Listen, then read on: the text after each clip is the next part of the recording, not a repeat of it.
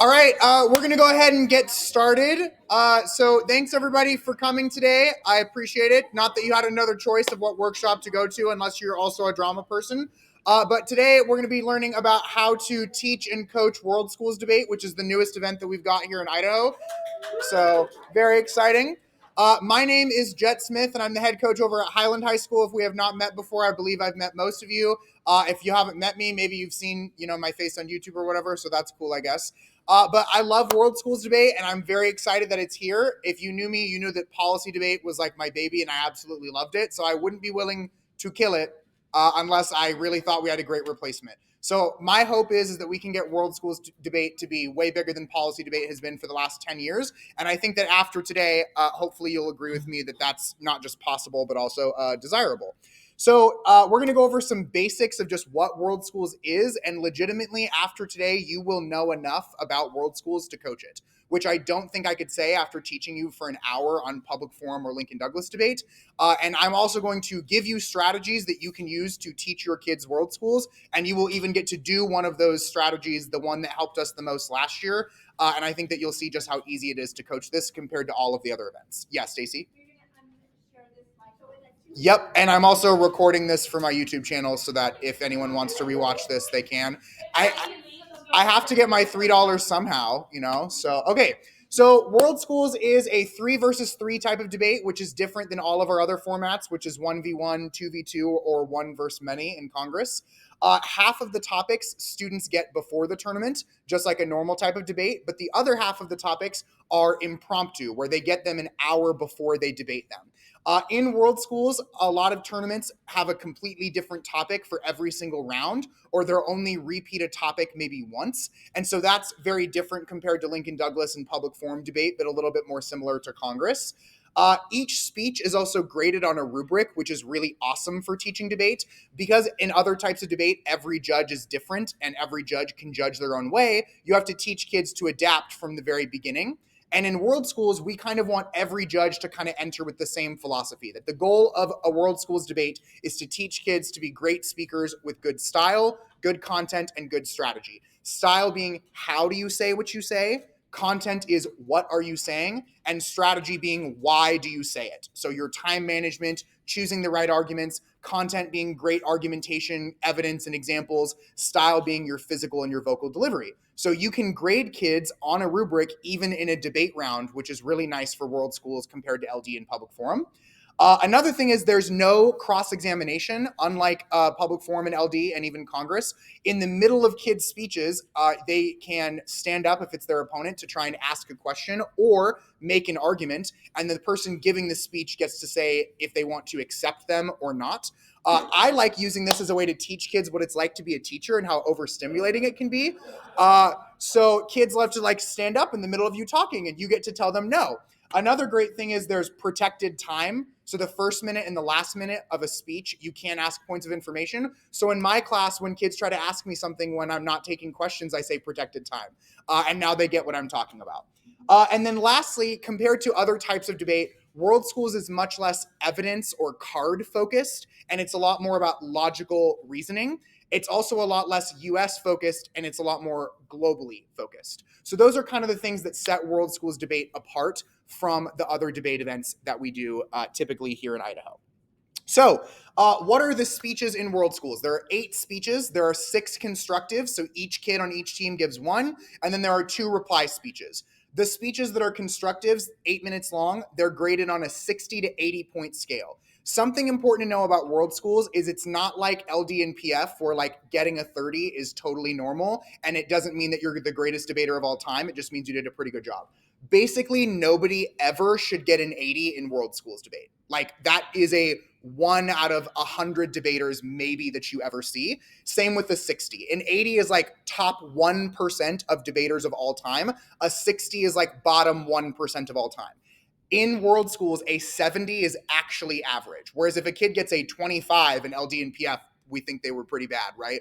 In World Schools, a 70 is not bad. It is average. But each speech is scored on this scale with style, content, and strategy. And the judges are supposed to be scoring speech by speech. So after the first kid gives a speech, they write the score. After the second kid, they write the score. And at the end of the round, whichever team has scored the most points wins. We also find that this kind of helps mitigate some judging biases because judges don't even necessarily know who's going to win until the end. And it means that unless the debate was really close, a brand new great argument in the last speech that shouldn't even be allowed can't really give your team the win unless it was close enough already, right? So the points determine the winners. In these 8-minute speeches, it's really easy to teach kids how to manage their time because every world school speech is a lot like a regular speech. There's an introduction, 3 main points, and a conclusion, which we're all already teaching when we teach extemp and oratory and inform and impromptu. So you can use that in world schools as well. Typically in your 8 minutes, you're going to use about a minute combined for your introduction and conclusion, about a minute for taking those points of information and answering them, and that leaves you with 6 minutes left and 3 main points. So the first point you make takes 2, the second point you make makes 2, the third point you make takes 2, which is, again, really easy for teaching kids their time management skills. And then the 4-minute reply speeches, not constructive, is at the end of the debate. And those are called the reply because they are replying to the debate that already happened. It's kind of like the final focus in public forum if it didn't suck because it's more than 2 minutes. So you get to explain, here's the debate that happened, and here's what we think about it. Imagine if you give the reply speech that you are a judge who is confident in voting for your own team. So you are explaining like a judge would if they were doing an oral decision. Here's why I think both teams did good, but this team came out on top. Those are half as long, so they're worth half as many points, and there's no points of information. So that's all of the speeches in World Schools Debate. You don't have the weirdly different times like in Lincoln Douglas in Public Forum and in Congress where it's like, Lord of the Flies, do whatever you want, technically speaking, in every speech. So it's nice and easy and simple to understand in terms of what the speeches themselves do. Yeah. Great question. Thank you for mentioning that. So there are 3 constructive speeches and 3 for each team. So each kid on the team gives a constructive, but only 1 kid on each team can give the reply, either your first speaker or your second speaker. Each team can decide who they want to do it. Sometimes the second speaker is maybe the stronger debater, so you maybe want them doing the reply. But if the first speaker does the reply, they have the entire debate to prepare for that last speech because they only talk at the beginning and at the end. So there's benefits to both. But if you give the third speech for your team, you can't give the reply speech for your team. So only 1 person for each team gives the reply. Also, reply speeches don't really factor into like speaker awards because then your average would come way down because it'd go from like an 80 to a 40. But yeah, so we're going to briefly touch on what do the speeches do. And it's really simple because every speech in World Schools is just a 5-paragraph speech. And so if you know how to do an introduction and you know how to do a conclusion, all you've got to do is figure out what do you do in between those things. So as a first proposition, fancy word for affirmative or pro, you are going to introduce your speech, do 3 things, and then conclusion. First, you set up the debate with framing, which includes definitions of things in the topic. Very important because if you only debate this topic once, we don't have like in an LD topic where it's state or not state, but like the last invitational on a topic. Everybody knows what we're talking about now, so definitions don't matter. In worlds, definitions very important because we only debate it once.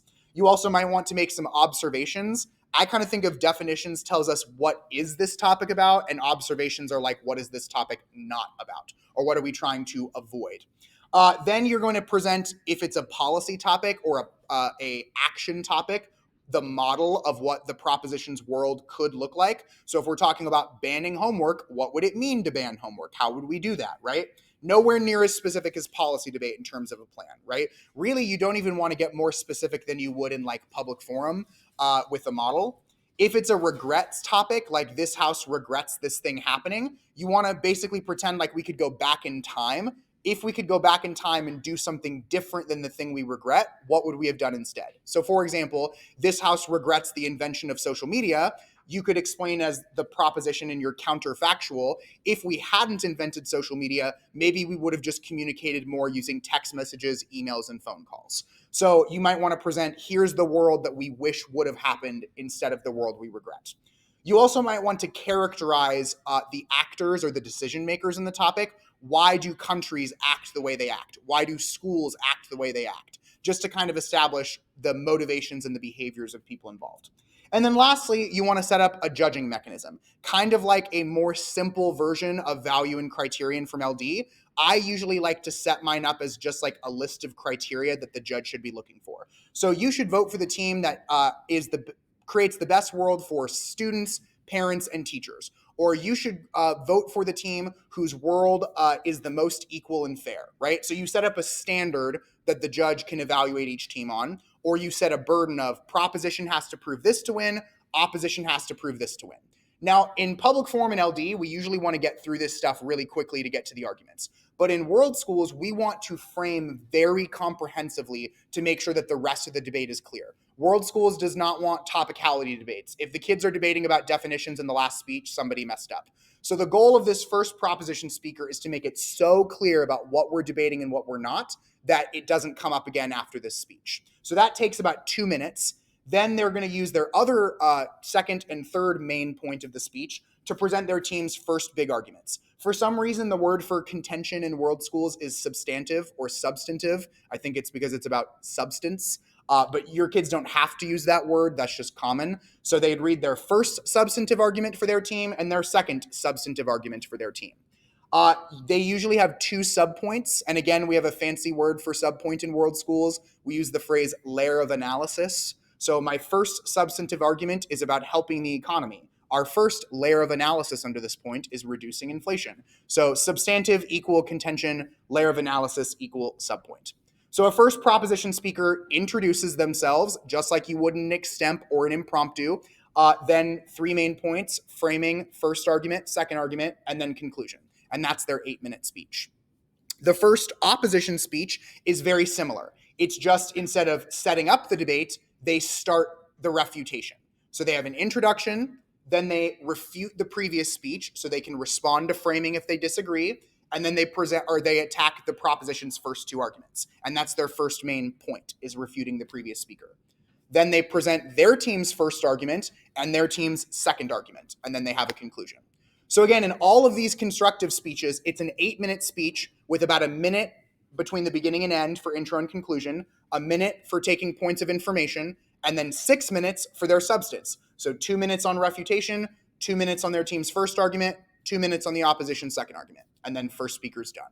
The first opposition speaker is very similar to like the first speech in Lincoln Douglas debate for the negative, where you attack and present your case.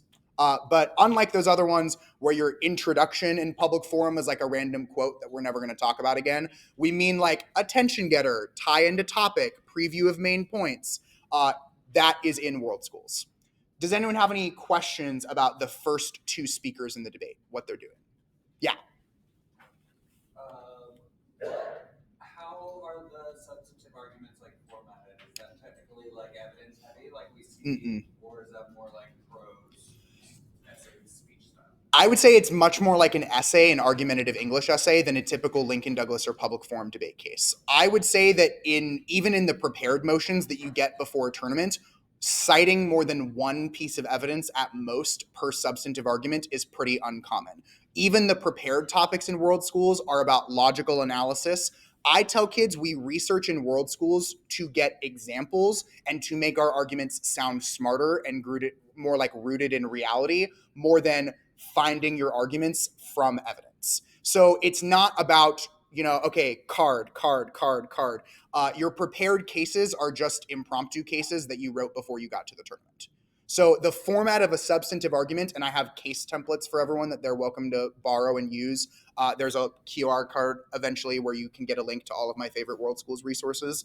But it usually is just like an argumentative main point from an essay with 2 supporting arguments underneath it. So I still teach kids to format their arguments in like uniqueness, what's happening now, link, how does the topic change it, impact, who cares, and then an example, and you just do that for each layer of analysis. So, and in my videos, I give full examples of substantive arguments that break them down into the processes. My case templates under each section also have for example, so you can kind of teach it through that as well.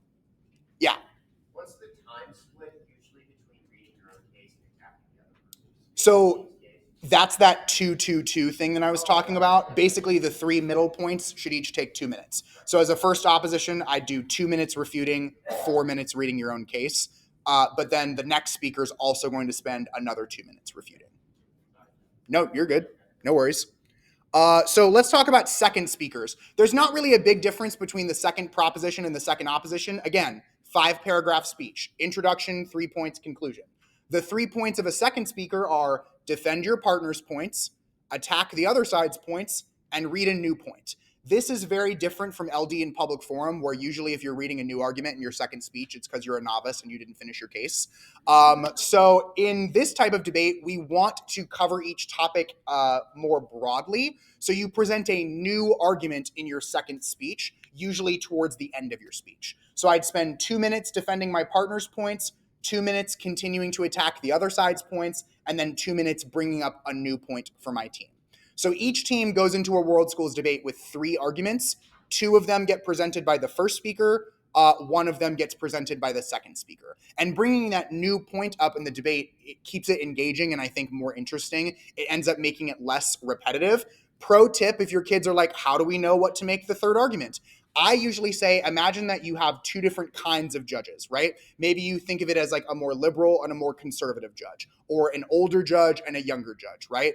I would say the 2 arguments that it would appeal to type A judge, put in the first speech. Then your third argument should appeal to a different type of judge, or someone who would look at the topic from a different perspective. So maybe if your first 2 arguments are economic, put that in the first speech. If your next argument is about human rights, put that in the second speech. The goal is any judge not convinced by your first speaker's arguments should be convinced by your second speaker's argument. The reason this comes up is because World Schools debate is based off of like parliamentary procedure. And unlike the US, where we have a 2-party system, the idea being that on any given piece of legislation, multiple parties come together to advocate for the same new bill, but for different reasons. So your first speaker is like, maybe from a more liberal perspective, we agree with this bill. And then, the second speaker is like, even we from this conservative ideology, we also agree with this. So that's a good way to kind of keep it separate. And it also teaches judge adaptation.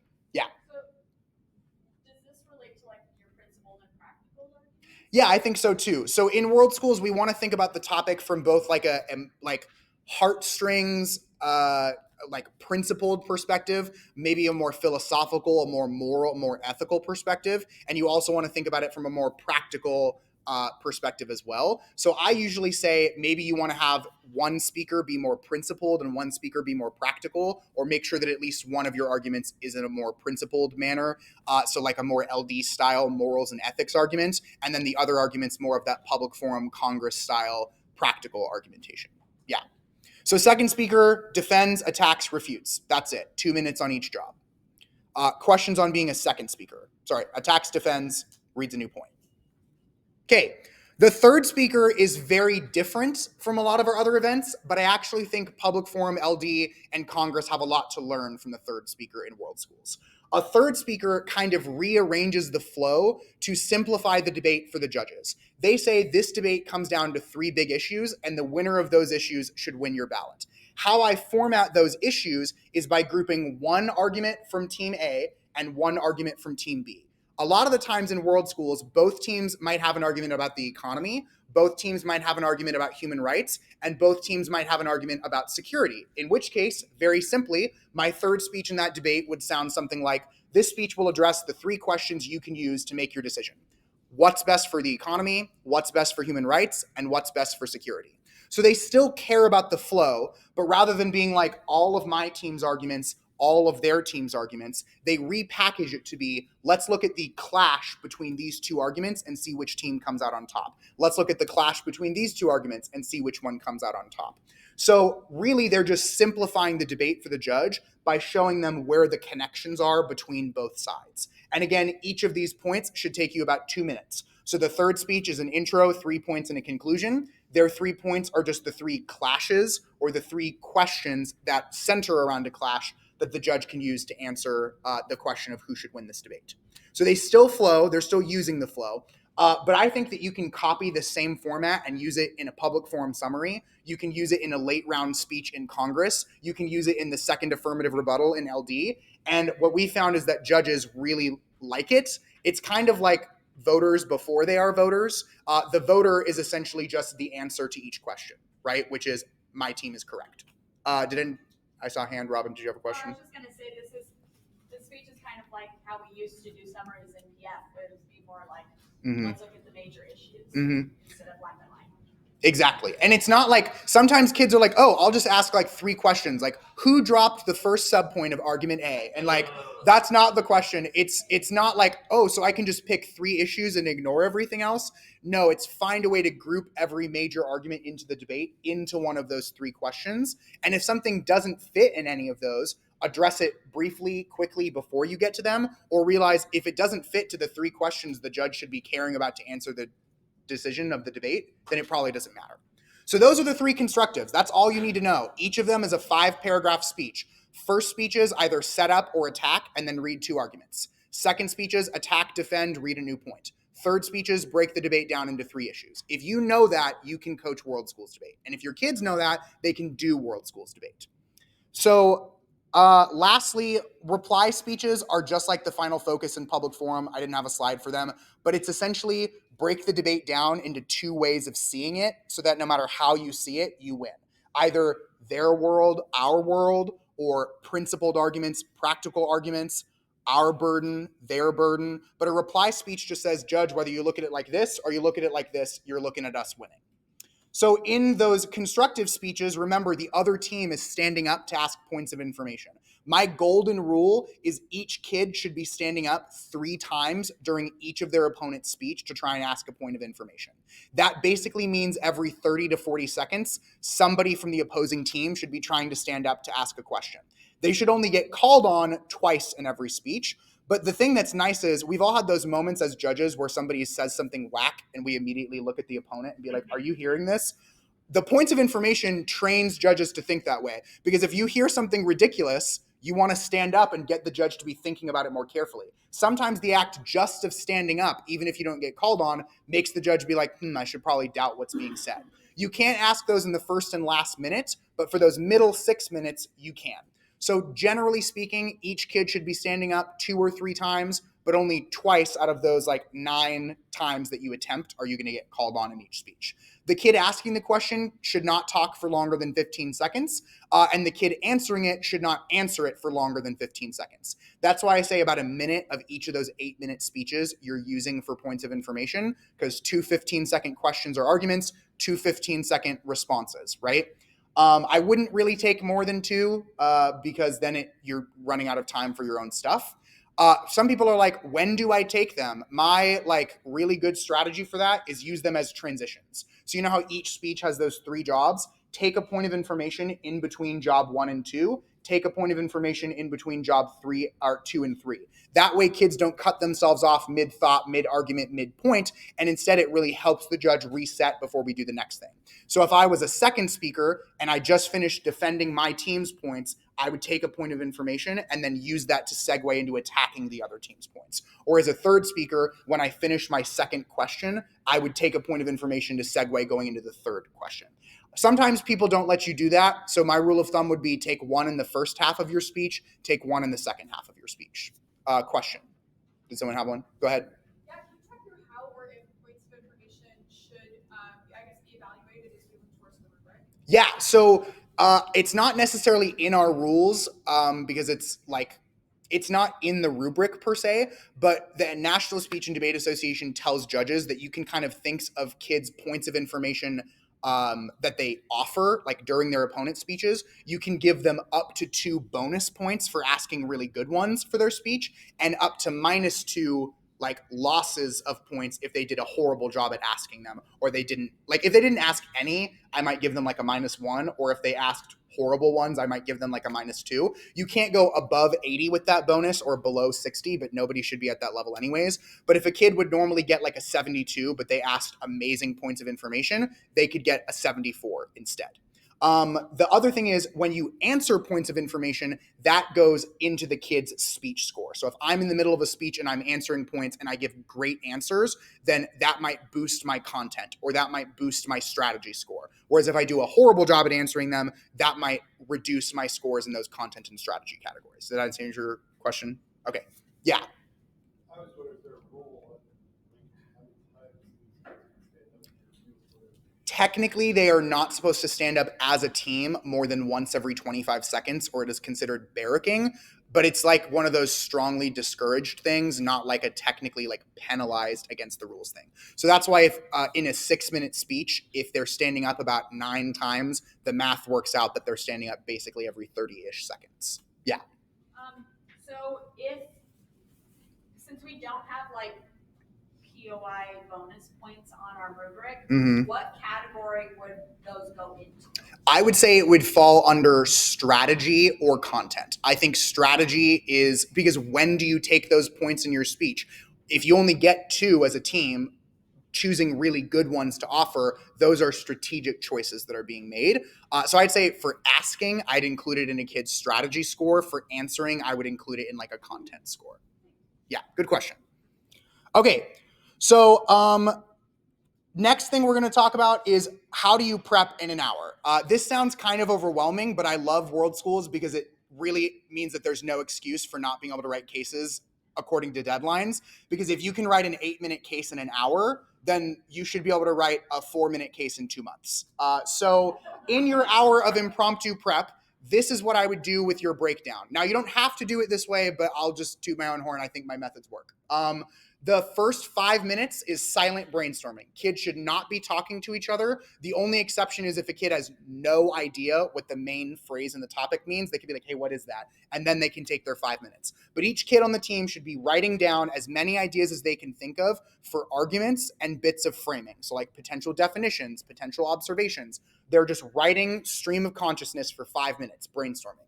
Then they spend 5 minutes taking turns without interruption, sharing what they came up with. And if somebody came up with the same thing they did, they can nod or they can knock on the table. They can put a star next to it, but you don't want to repeat what somebody else said. You don't want to interrupt what they said. So 5 minutes of info dumping or sharing of ideas.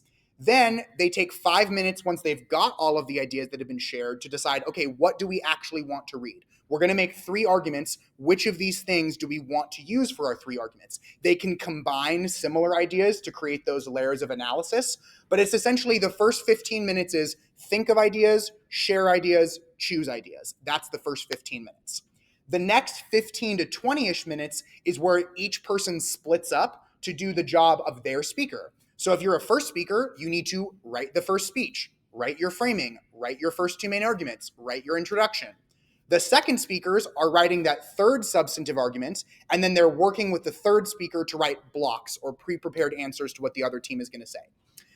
Then finally, the third speakers should be thinking, what is the other team going to say? Share their ideas of what the other team will say with the second speaker, help them with blocks if needed, help the first speaker if needed. And then they should be thinking, okay, so if these are our 3 arguments, and these are the 5 things the other team might say, if I'm in a debate round, how do I want to group them together? If they read point C that I brainstormed, maybe I'll group it with my point 1. If they read this one, maybe I'll group it with my point 3. What question could I ask the judge that would group them together?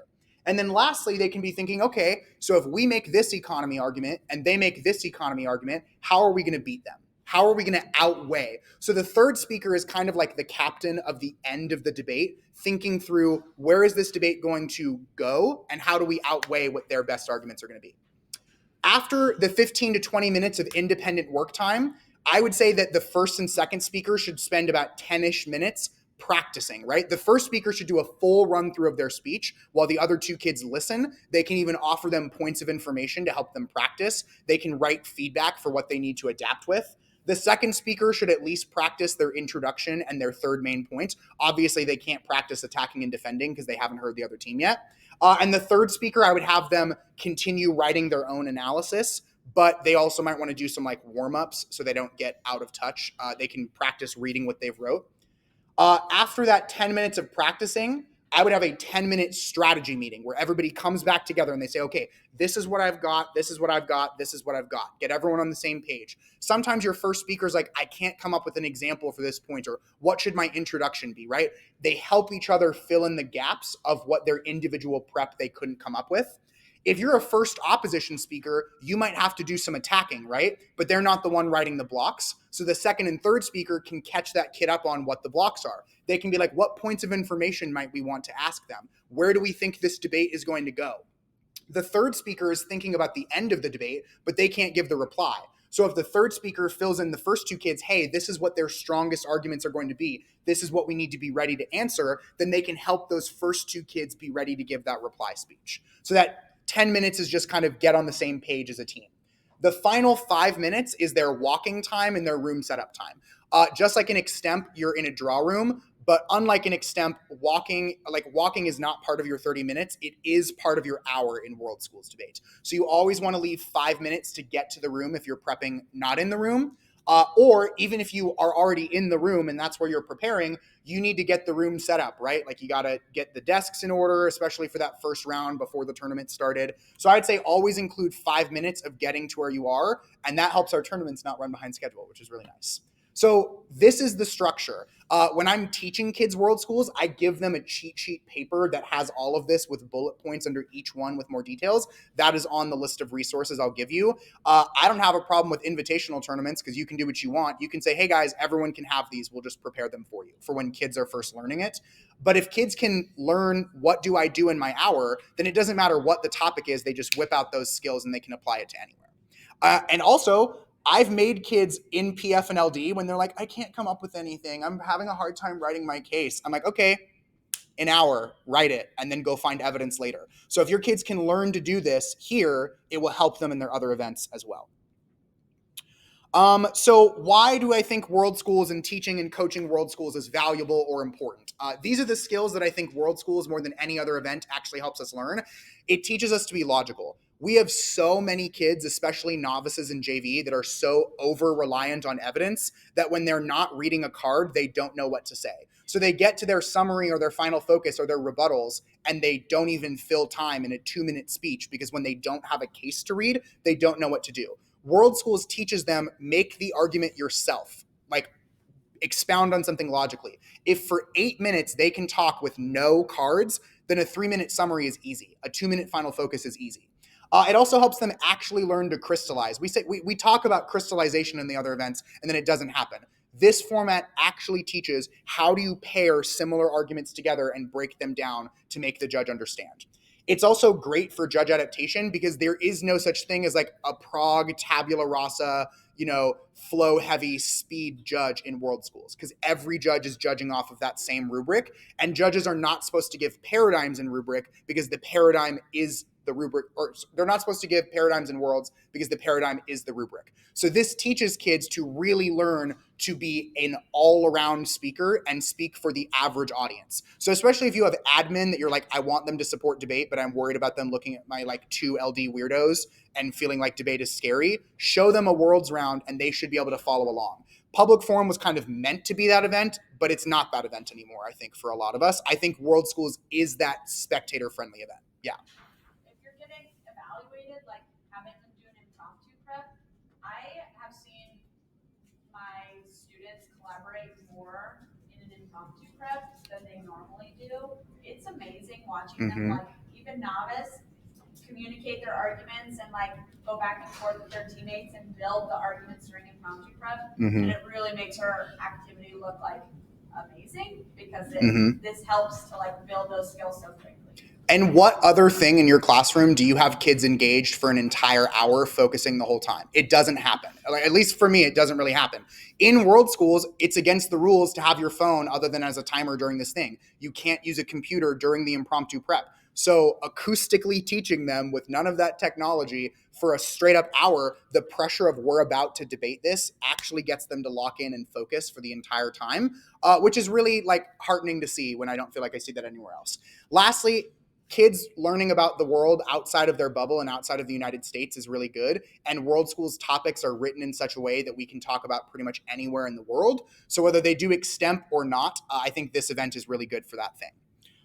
So we're going to talk briefly about how I think that these other events can benefit from World Schools, or how World Schools benefits the other events. Basically, if your kid does Congress, here's how Worlds will make them better at Congress, or how Congress will make them better at Worlds. In an ideal Congress round where we spend like an hour debating one bill, we would hope that the first couple of speeches are constructive. That's basically the first speeches in World Schools. We'd hope the middle couple speeches are attacking some points, defending some points, and reading a new point. That's the second speech in world schools. We'd hope that if we get beyond 9 speeches on one bill, some kid's not reading a new point on the 10th speech. Instead, they're crystallizing the biggest arguments down. So if you have kids in Congress that are doing canned speeches, or who don't know how to adapt, or who are not good at refutation, or are somehow struggling to fill time in Congress, world schools will teach them to be a more well-rounded congressional debater that can speak at any point on any bill given a session. So I think that's how it's really good. Also, if you have Congress teams that because they're debating one-on-one, they're bad at working together to prep before a tournament, making them do a world schools tournament together where they're all depending on one another will send them back to Congress with a more team-oriented mindset. Then in public forum debate, the rebuttal is similar to the second speech. The summary could be similar to the third speech. The final focus and the reply are very similar. If you have a trio of kids who all want to do PF, but like somebody gets left out every time, sending them to do world schools is a good way to compromise on that. Learning how to use evidence for a lay judge, where the lay judge doesn't want to hear you reread the card 4 times. They want you to tell them, what does this evidence mean for the real world, is great for that. Public forum is supposed to be about current events. World Schools encourages you to learn about current events by staying on top of the news, so you're ready to pull out examples in impromptu rounds. And again, public forum kids have to write a lot of cases because we have those 1 month long topics. If your kids get really good at quickly writing cases in World Schools, then the public forum process of have a month to write a 4-minute case feels really easy by comparison. And then lastly, for our Lincoln Douglas debaters, learning to approach a topic from both a principled, moral, ethical perspective and a practical perspective with all these policy topics the NSDA keeps giving us is really important for being able to pick up on both of those skills. Framing with like value and criterion and observation, very applicable to world schools framing. Also, if you have kids that because the topics keep being policy and you want them to learn, how do I deal with people reading a plan? How do I deal with people reading a counterplan? World schools is like a very entry-level, beginner-friendly way to learn those skills before they go back. Also, my LD debaters tend to be kind of antisocial and not prep together, which is really annoying. And forcing them to do LD and work together as a team makes them better at working as a team when they go back to LD, in my experience. And lastly, with extemp, there's even speech crossover here. Your extemp kids will be great at world schools, and your world schools kids will be great at extemp. They know about what's going on right now. They know about history. They know how to talk on their feet. They know how to take a simple point and extend it to like 2 minutes. They know how to explain evidence in their own words rather than reading it directly quoted or a pre-prepared script. They also know how to make something that judges don't care about that's really complex and they've never learned about before feel important. And so that helps in world schools and it helps in extemp. Also, they just get good at outlining because your kids aren't usually writing every single thing word for word in world schools in impromptu prep and even sometimes on the prepared motions. That helps them be prepared in extemp. So hopefully you can see how your kids already have skills from their other events that will prepare them for world schools. And if not, doing world schools will prepare them for these other events. So here's that QR code I talked about. This link, I also have just a regular link to the Google Drive folder, and we'll email this out as well. But I have all of the World Schools materials that we used for nationals this year, which if you did not know, we ended up getting 2 teams to the top 8 at World Schools nationals. So yeah, it was cool. Not bad. We were basically national champions because the only team we lost to is not from the United States, but you know, it is what it is. So, but all of the stuff that I'm kind of vaguely referencing, I have like put out in templates. There's like the impromptu prep timeline. Every single speech, I have a fill in the blank template that kids could watch an example speech and be like, oh, I saw this part. Oh, I saw this part, or use it to prepare for those prepared motions. I have printable flow templates so that if you're worried about kids knowing how to set up their flows for the number of speeches, you can use those. There's great videos. There's good practice activities. And the rest of this presentation is me teaching you practice activities that you can then use with your kids. But all of my best resources are here, and I'll make sure to send that out. So the rest of the strategies that are on here, I basically have broken down more specifically. Oh, yeah, go ahead. I help run the Tabernet Nationals for World Schools, so if you guys ever want to know like what to do at your tournament for like impromptu prep especially, I'd be happy to let you guys know and help you with that. True. Katie does a good job at that. It's always, also it helps me not be scared when I see Katie at nationals and world schools. So we are now going to do my favorite activity for preparing for nationals. The 10 kids who made it to that top 8 out of hundreds and thousands of competitors told us that this was the most helpful thing that they did the entire time that we coached them. So you are all going to do it now. You are going to pretend like you are at a tournament about to do World Schools. So if you're not already, I would suggest sitting at a table with at least 3 people. Please move to sit with other people and either take out a sheet of paper or use your handy dandy iSATA notebook that you hopefully picked up earlier. If you have to use a Google Doc, you can, but I would highly recommend doing it on paper because that's what kids are doing. None of you are above this, I promise, because I do it all the time and it makes me a better coach. So what I'm going to do is I'm going to set a 15-minute timer, which takes us right up until the break, and we are going to do the first 15 minutes of an impromptu prep. So you are going to pretend like you are on a team with people, and we're going to do the first 5 minutes of silent brainstorming, the next 5 minutes of info dumping and sharing, and the next 5 minutes of choosing arguments. We're not going to split you up into a first speaker, second speaker, third speaker, but try to make sure you've got other people at your table. So here's how we're going to divide up the teams. If you are in this row right here in front of me, you are on the proposition. You are agreeing with the topic. If you are in this row, you are going to be on the opposition, disagreeing with the topic. This table, you're going to be proposition. That table, you're going to be opposition. You guys be proposition. Okay? So proposition in this line, opposition in this line, prop up, prop. All right. Here is your topic. Spend the next 5 minutes just silently brainstorming, writing down stream of consciousness. The topic is, this house would ban violent sports in high school athletic programs. This house would ban violent sports in high school athletic programs. So until that timer says 250, write down as many ideas for arguments, definitions, observations, models, framing stuff that you can think of. Sure, I can do that. Yeah. Wait, you don't have to click. Ready? Oh, nice. Ready? Is it? Oh, perfect. Thank you. Yep, write it down in your notes. Just write as many ideas as you can think of. And we're not in a tournament, so if anyone has any questions, raise your hand and I'll come by and help you.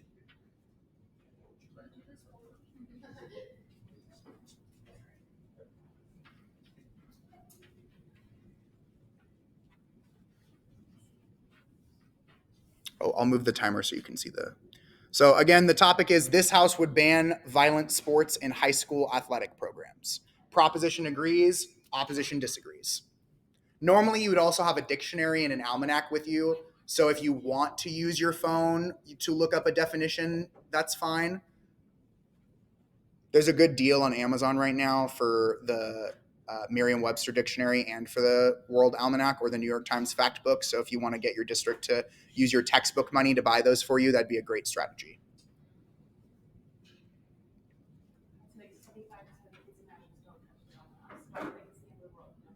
Yeah, dictionary gets used way more than the almanac does. So start with main arguments for why the topic would be true or not true, then move to illustrations or examples, hypothetical examples, real world examples. And then you can also think about framework. If you can't come up with any more ideas for your own side, maybe think, what is the other team going to say? And you can brainstorm that stuff too. The main reason we don't want anybody talking to each other, which I know I'm violating right now, but the main reason we don't want anyone talking to each other is because the loudest kid, the most excited kid, whoever shares that first idea, puts a box on everyone else's brain, and then they can only think from that one perspective. So we don't want any kids to interrupt each other's thought processes. We're looking for as many ideas for arguments as possible so we have a bigger haystack to sort of sort through. So that's why we do this uninterrupted 5 minutes of brainstorming.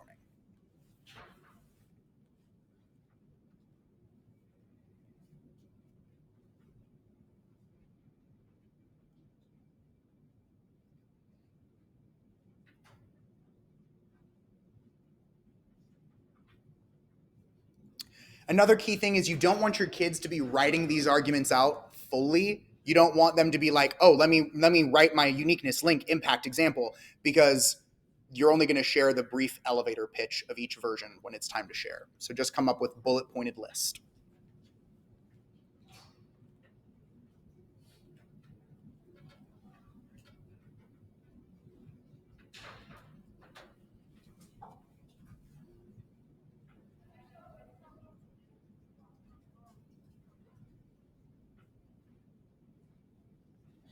Got about 1 minute left for your brainstorming.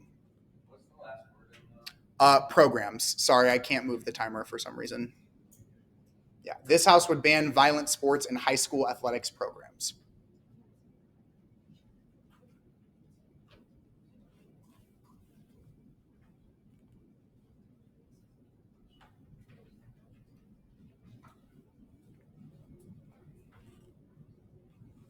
So keep brainstorming for like the next 30 seconds. But once we start sharing ideas, you always want to start with the kid who wrote the least amount of information down, because the likelihood is that someone else came up with their same ideas. And if they share them first, then that kid might not get to share at all. It also makes sure that one person isn't hogging the entire conversation.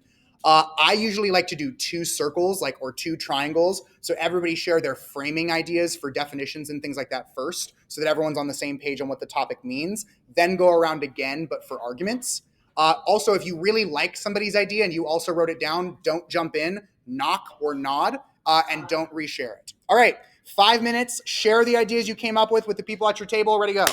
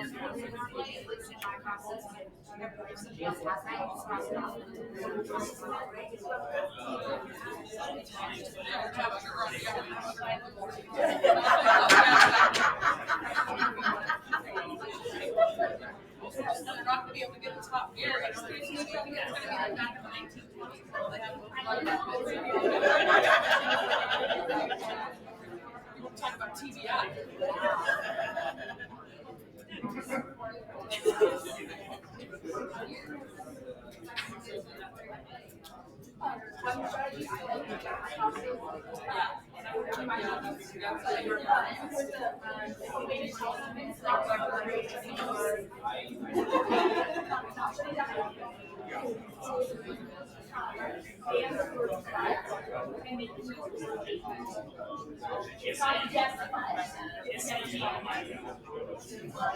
Or like, you know, we have to cover it, so we can say like, and I know that's a good way of like giving us something to say. Yep. Because some ideas are better than others. All right, focus back up. Sorry, I'm totally talking to you guys like you're my kids. Anyways, so normally we would do the next 5 minutes as well of this drill, which is where now that you've got all the ideas out there, you have to choose what you want. And this can be a difficult process because everyone's got ideas and you can't include everything, and some stuff shouldn't be included. And you're going to have kids who are very opinionated or like, that's a horrible idea. And we don't really want to shut people down. We want to build up some ideas. And Brittany's got a good strategy for that. So Brittany, share. Yeah, Please. so one way to like help students realize how to not shut down ideas, because even though we say it, the kids still don't quite know what to say instead, is not using the word but telling them to do yes and instead of yes but. That just gives them something that they can like really think about and actually say in those moments to stop them from like, oh, but this is what they would say. Like, nope, we don't say that word. Exactly. So the next 5 minutes is when you'd be doing that process of, I like to tell them to think of it as, we need 3 different buckets of arguments. What common themes are we noticing? Hey, you had something that has something to do with the economy. You had something that had something to do with the economy. What if we put them all together into one substantive argument, but 2 different layers of analysis? Or hey, we all had something about like equality. Let's make an argument about that, right? One strategy for that is tell them once they start this part of the info sharing, that middle 5 minutes, have each person's new idea be written on a sticky note. And then if each new idea is written on a sticky note, you can be like, ooh, these ones all go together, put them all in one pile. These ones all go together, put them in one pile. So normally I'd have you do the next 5 minutes, but I do want to give you my 2 other favorite strategies. The next one is I have them do, but you would disagree. I mean, but you have a point. Just when kids are doing like the impromptu, when they're in the impromptu prep room, I know they can bring a dictionary, they can bring a almanac. What else can they bring? Blank paper, note cards, sticky notes. Any kind of like stationary stuff. Yep. Any office supply. They're at an official competition. They cannot have like pre-printed materials. So you could not send them to an impromptu round with my case templates. But they can have blank paper. And if you teach them to quickly copy the fundamental parts of the template, what I have my kids do right when they get into their hour as they're brainstorming, they immediately set up whatever their speaker position's papers are supposed to look like. Kind of like when your kid does extemp often enough, they know what their extemp prep template looks like and they memorize that and then they recreate it. Katie? Like at the tab room, we would like go around and we would check everyone's stuff to make sure it was blank and make sure their phones were on airplane mode if they're using it to time themselves. Yeah. So 1 second, Robin. So one of the resources that I think is best, and it took me forever, but I did it because I'm insane, is I tried to compile every single motion that has ever been used at the international championships, the national championships, and all of the sample topics. And there's like 1,600 of them in an archive that I've put on this doc.